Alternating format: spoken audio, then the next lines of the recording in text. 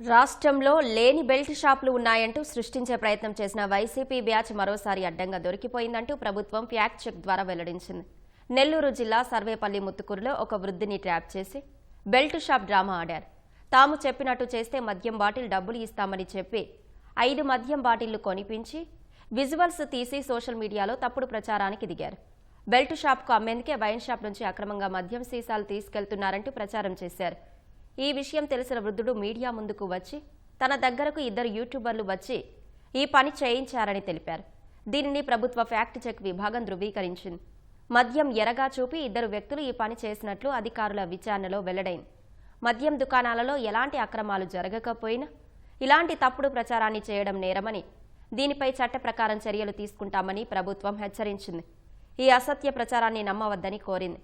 ఈ ఘటనపై విచారణ చేపట్టి చర్యలు తీసుకునేందుకు పోలీసులు సిద్ధమయ్యారు.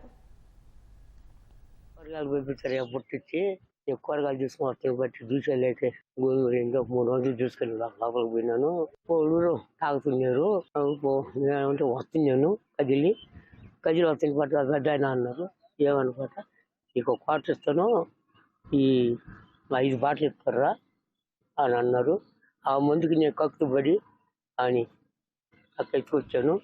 నా కూరగాయల బుట్టలనే వేసుకొని సంచులు వేసుకొని బుట్టలు వేసుకొని పాతున్నాను. ఆడికి తీసుకోమంటే ఆడికి అల్లాడికి రా అన్నారు. ఆడికి రా అన్నారు. సరే ఆడికి పోయిన తర్వాత నేను చెప్పిన మాటకి అవును అన్నారు. నాకు తెలియకపోయా. సరే అవును వాళ్ళు అవును అన్న పట్ల అదే చెప్పిన మాటకల్లా అవును అన్నాను. ఆయన 50 రూపాయలు ఇచ్చి క్వార్టర్ చేసిపోయినారు.